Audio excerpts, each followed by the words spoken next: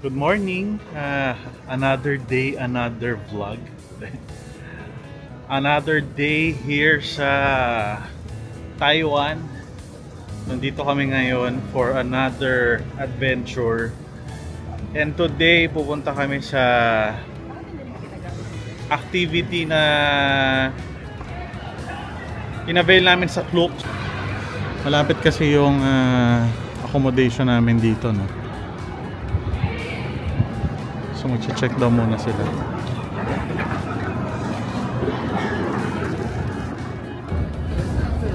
Okay, nasa bus kami going to Taipei Main Station.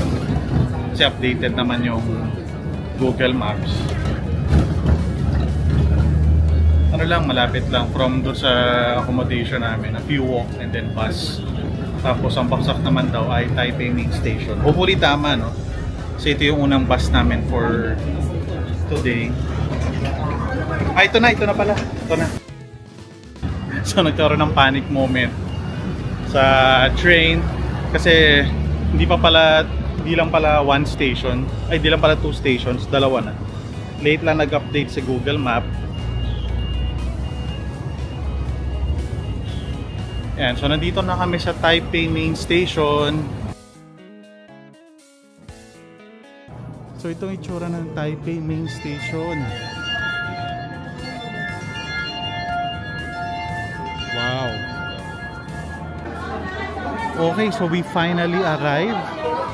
Dito na kami sa meetup place ng East 3 dito sa Klook. Okay, so ito yung sa labas ng Taipei Main Station na meetup place for the Klook activity. Tapos ito yung makikita ninyo. So dito kami ngayon sa labas ng Taipei Main Station at waiting kami, umalis yung Klook travel namin. So in-avail namin ay yung Taichung Classic Attraction and Gaomei Wetland one-day tour from Taipei. So makikita na yung link niyan sa description box below. Hindi ko kaya. May link talaga ako nito sa Klook. No, meron tayong affiliate po tayo sa Klook, so sa mga gusto mag-avail ng Klook, no? Hindi mo sinabi, ibang link yung ginamit ko. Gamitin mo po yung affiliate link ko dyan.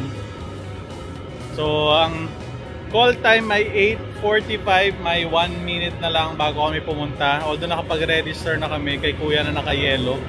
Ang pangalan na sa WhatsApp ay si Vincent Wu. Yan. So dito kasi sa Taiwan, parang uso ang WhatsApp. Yan, kaya lang sa WhatsApp sa Pilipinas, puro scammer, no? Kaya pa puro scammer message ang WhatsApp ko. So ito, ganito karami naghihintay sa Taipei Main Station. I think, ano talaga siya, no? Meeting place siya ng mga magtutour sa Klook, and sa mga iba pang other tour agencies. So early morning talaga maraming tao dito. But after the tour ng registration, okay na yan, alis ng mga tao. Yan, so nakita namin si Vincent. Siya ang leader ng mga kwak-kwak. Siya ang leader na nagsabi ng kwak-kwak. The bus now. Later when we get to the bus, you can take any seat. But the first row by the door, that's my seat. Okay. Besides that one, you can take any seat. Alright? Okay. Please follow me.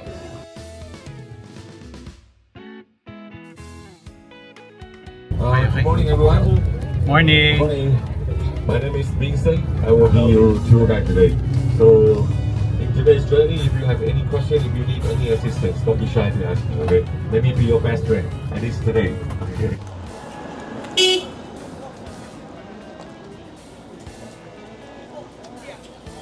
Elephant Fountain pa tayo. Mag-elephant mountain pa tayo, di? Ayan, so nandito na kami ngayon sa Flower Garden. Ito yung first stop namin sa tour na inavail namin sa Klook. So ito yung tsura ng Flower Garden. Ayun, marami siyang gandulo doon. So check natin mamaya yan.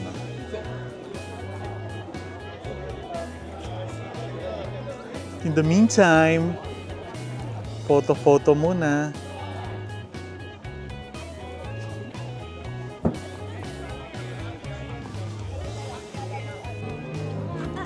Oop, oop, careful, careful.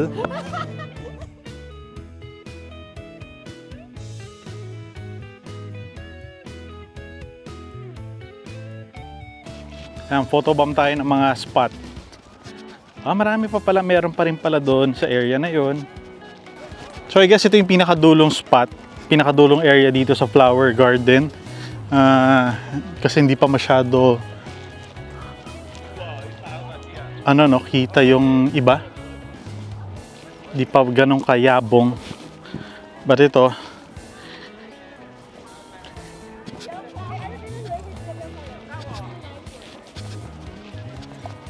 nagmamadali ako. Kasi ako rin ang dakilang photographer.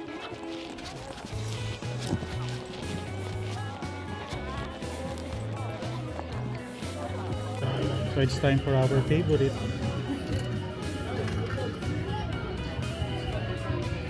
My favorite.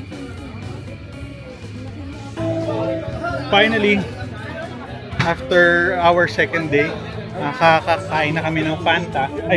Makakainom na kami ng Fanta. Parang di nawawala lagi sa international trip ko ang Fanta. Kahit saan na magpunta, kailangan mag-Fanta. Because Fanta is the best.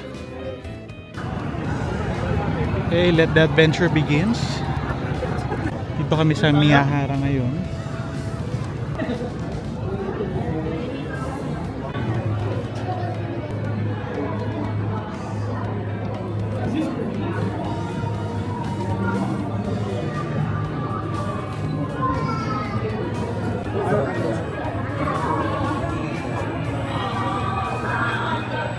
So dito yung mga bilihan ng sun cake. Itong building pala na ito yun.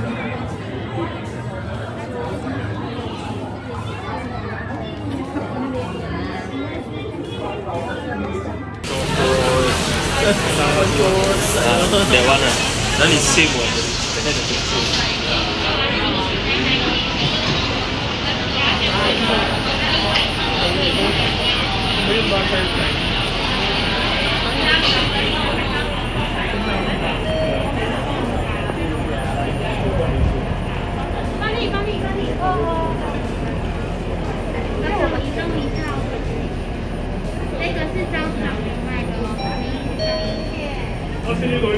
$264.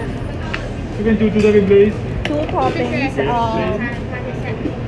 One, this one, One more. and almond. Yeah. 2 red, 65 please. 2 big please. 2 big. Cheesecake. One more. How about this one? 2 red or this one? No, cheesecake and egg yolk pineapple.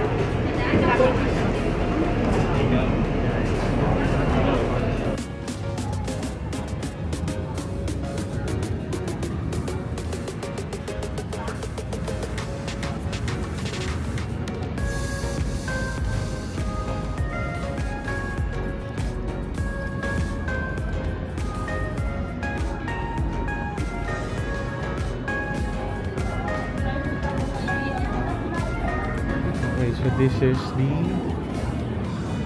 any indication kung nasan tayo. Taichung train station. So tayo nasa Taichung train station. So we'll go inside.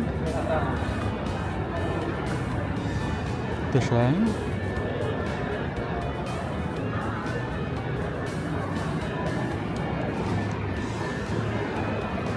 Hindi ko alam, legit yata, hindi. So pwede kang pumasok sa loob talaga at bumili ng mga to. Pasok tayo lang natin yung dalawa.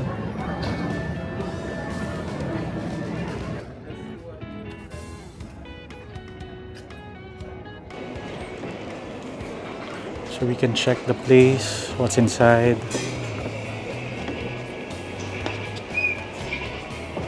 Tayin lang natin silang lumabas.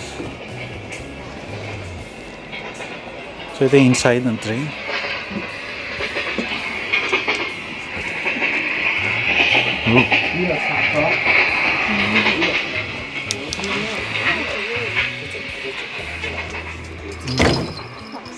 So, kung mahilig ka mga olekta ng mga train, dito ka pala pupunta.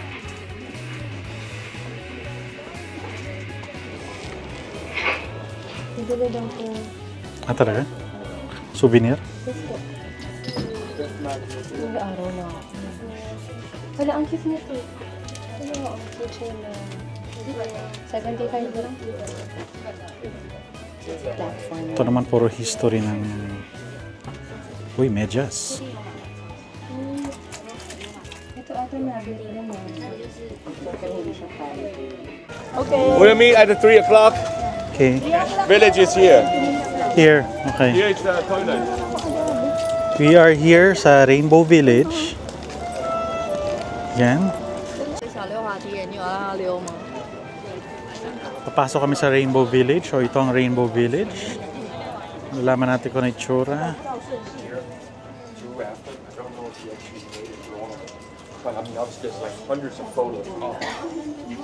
Ayan.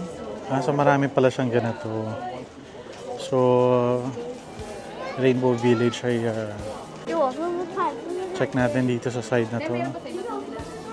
Wala na ba? Okay, dito tayo sa Rainbow Village.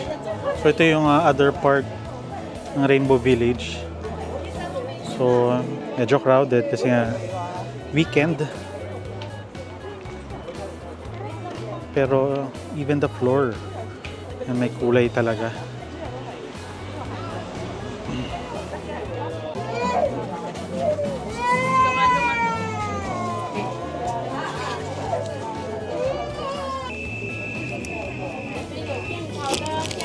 Okay, last stop for today. Dito tayo ngayon sa wetland.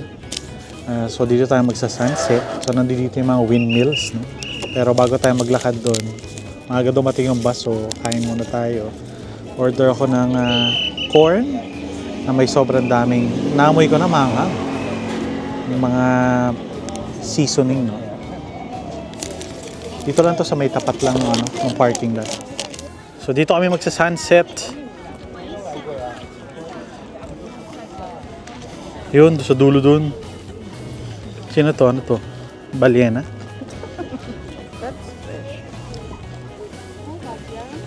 Sabi ni tour guide, may makikita raw tayong crab dito.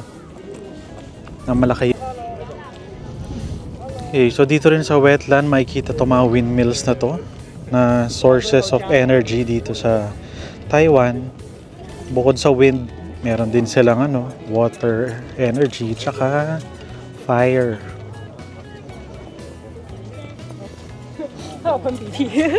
So yun, so different sources of energy. Naghahanap ako ng crab. So yung crab na yun.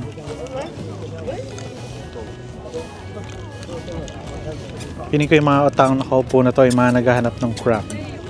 Ito, speaking of crab, ayan o. So ito yung ito yung sinasabi nilang crab na malaki lang yung isang arm nila. Ayan o. Yung isang arm malaki.